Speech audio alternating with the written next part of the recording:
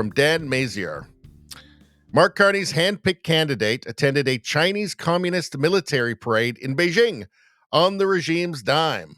He sat in Tiananmen Square while a hostile foreign government showed off its military might. This isn't speculation, it's documented from the National Post. Liberal candidate who replaced Paul Chiang attended Chinese military parade in 2015. Such trips are a classic tactic of Beijing to woo ethnic Chinese leaders and other key foreigners, experts say. Associated Press. Canadian Foreign Interference Agency says it detected a malicious activity targeting candidate. It targeted Chrystia Freeland. This was during the Liberal leadership race. So she was Mark Carney's main opponent. The whole thing ended up being a joke. The leadership race ended up being a joke. She didn't lay a hand on him. It was just a walkover.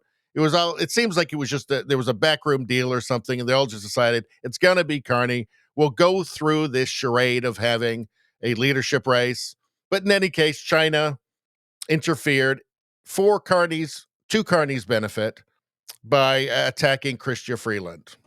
All right. So this runs really, really deep. It's not just a couple little things.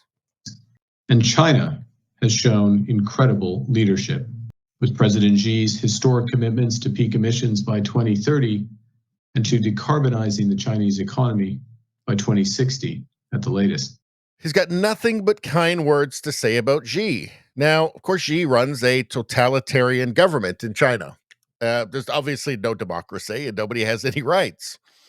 Never a bad word from Mark Carney about that. Of course, the United States is our enemy now, according to Mark Carney, and our relationship is over. Never be the same. And, intelligence and economic integration, that's over now because America is so evil, which frankly is totally insane. When you are right next door to the most powerful country in the world with the largest economy in the world, you make it work because that's an incredibly advantageous position to be in. That's incredible good fortune for everybody living in Canada. You make that work, obviously. Mark Carney's got different ideas, though. It's almost as if Mark Carney cares more about himself and his ideology than he does about Canadians. How about this?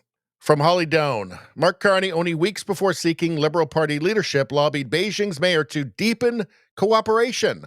According to Epoch Times, Carney lobbied as chair of Brookfield, though cabinet had censured China for unfair trade practices. What's this one? In September, Mark Carney officially became the chair of Trudeau's task force on economic growth. In October, Carney met with the deputy director of the People's Bank of China. Just 2 weeks later, news broke that Brookfield secured a $250 million loan from the Chinese state-owned bank. Now he owes a hostile foreign regime, and his interests are against Canada's interests. Why won't he reveal to Canadians all of his conflicts? Well, we know that he has stock options with Brookfield. Well, deferred share units, millions of dollars worth. His financial future is tied to Brookfield, which is done an enormous amount of business with China. So Mark Carney is being called out here for connections to Chinese influenced groups. And let's hear what he has to say. Globe and Mail. My colleagues have a story today about a Liberal candidate's relations with China-friendly groups and a meeting that you also held with a pro-Beijing group. So my question is, why did you meet with this pro-Beijing group, Jiangsu Commerce Council of Canada? And is the party okay with the fact that Liberal candidate Peter Yan has been so close with the Chinese consulate and China-friendly groups, given the public inquiry into foreign interference, says that this is a tactic China uses to exert influence? Okay, well, I'm sorry, but you can't believe everything you read in the Globe and Mail. So in your question, and I guess in the article in question, you said I had a meeting with whatever your term was, Beijing group. I've never heard of this group, okay? Never heard of this group. Certainly didn't have a set-up meeting with this group. Full stop. So check your sources before you write things like that, okay? Or your colleagues do. First off, he is right. Don't believe everything you read in the Globe and Mail or anywhere else or on this channel for that matter. But was this just him just taking a picture with just a bunch of random people? I don't know. I mean, there he is. This is from the website of the group that was referenced, the pro-China group, the pro-Beijing group that was referenced by the reporter. and by the Globe and Mail story. At a time when the global landscape is undergoing profound adjustments, Carney's appointment is seen as an important turning point in the upgrading of China-Canada relations. China-Canada relations. And that's also the China that just put 100% tariffs on Canada as well. The Jiangsu International Chamber of Commerce in Canada is looking forward to the leadership of this leader with both international reputation and local sentiment, hoping that the two countries can create a paradigm of institutional cooperation in frontier areas such as climate change response. Of course, this is all bullshit. The climate change thing is something that China uses to manipulate the West to get it to destroy itself. They're building new coal plants every week. So here he is with all those people from that group. Oh, I like this one here. Let's see, from Mark Carney's alter ego. Elbows up, China. Thanks for funding the fake polls. Liberal. There's Mark Carney there. Elbows up for great leader. I guess that's Mark Carney. Here he is talking about China again, actually. He talks about China a lot. He seems to really love it. Issues around the new industries, Yes. particularly around China's leadership in climate change and the Right. further acceleration that necessary for that. That's a crucial discussion. Issues around the new. Do you know what? Let's talk about China's leadership in climate change. Fact check. CO2 emissions by country. China, 32.88%. United States, 12.6%. India, 6.99%. China, 32.88%. That's their leadership. They don't believe any of it. They're manipulating the West. It's all total and complete bullshit. It's money. It's just business. That's all it is. He got $250 million for Brookfield in 2024 from a Chinese state bank. That doesn't happen without the okay of the leadership, the Chinese leadership. Starting to see a pattern here. Let's see. Carney, I have no idea why China likes me. Let's see. There he is with Xi. There's with Xi. Look at this. Right? He's paying them back.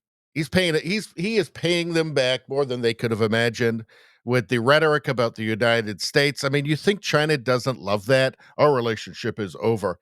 It's one of the stupidest things. This guy is supposed to be this brilliant economist, okay? Look, we have the world's largest economy right next door to us, the world's most powerful nation right next door to us. Only an idiot would try to walk away from that or minimize that. Does it mean that you shouldn't try and diversify to some extent? Of course. Give yourself some breathing room. Of course. But the money is right next door. It's right across the border. There's oceans on either side of us and a frozen wasteland to the north. A brilliant economist would not do this. He has to have other motivations. He keeps talking about how he wants to draw closer to other countries, the EU, obviously China. I'm suggesting that might be an insane mistake if you're interested in the well-being of Canadians. Let's see. From my understanding, some of the campaign was pushing positive narratives about you. Why do you think that China, the PRC, seems to like you? Why are they praising you? I have absolutely no idea, and I have absolutely no idea, and I think I'll leave it at that. He doesn't even say Chinese interference in Canadian elections is totally unacceptable. It's unacceptable from anywhere. He doesn't say anything like that. He just says, I have no idea. I think he's got a very good idea. I think he's got a great idea. I think he's got a fantastic idea why. And by the way, China likes him. Trump's rooting for him. Why do you think that is? Do you think it's because China and Trump both think that he's going to be really tough to deal with and that he's going to stand in the way of them achieving their goals? I don't think so. I mean, for Trump, obviously, he takes a look at Carney and his net zero plans and his carbon pricing for Canadian industry that he's going to pile on.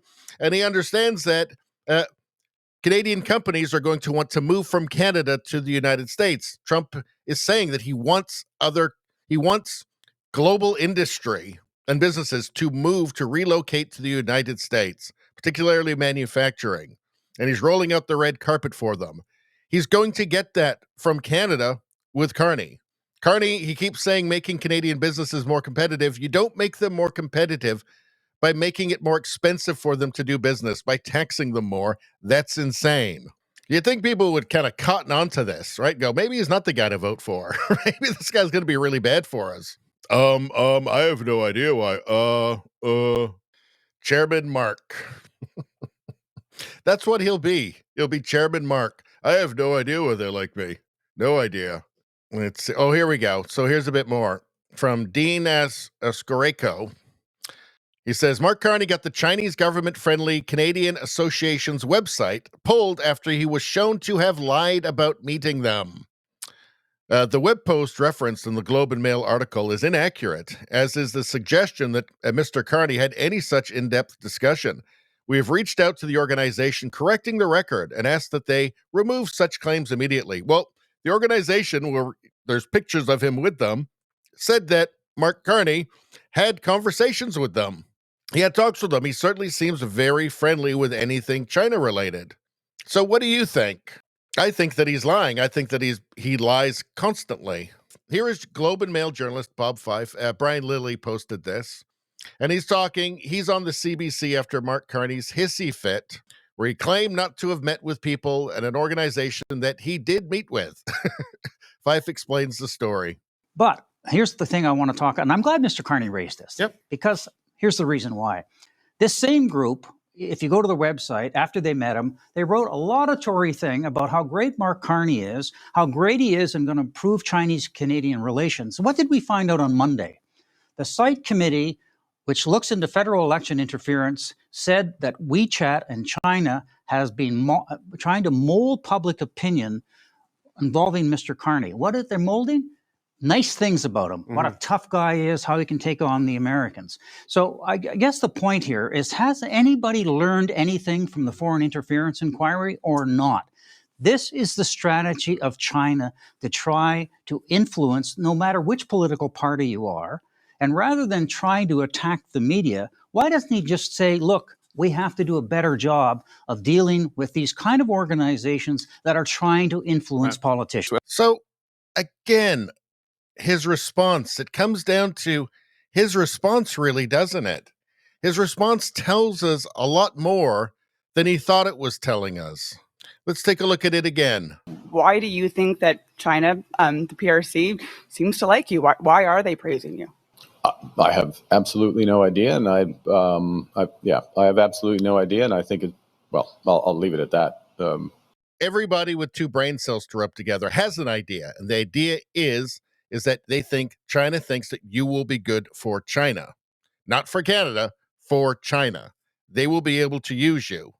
That's why. That's why Trump is saying that's why Trump is rooting for Mark Carney, because he thinks he'll be able to get what he wants easier with Mark Carney as the prime minister. That's what China thinks as well as obviously, I mean, his company owes $250 million to China, to a Chinese bank. Mark Carney's financial future is tied up to the count of millions of dollars with Brookfield. So these answers tell you everything you need to know. He's not against Chinese interference. The Chinese interfered on his behalf. It helps him.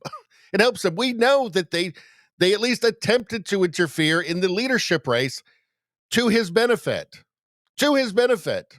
We know why they like you, why they want you, and we know why you won't condemn them. Because you're a globalist and you don't care about Canadians. You care about Mark Carney.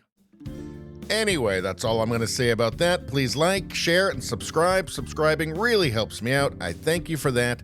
I will see you next time.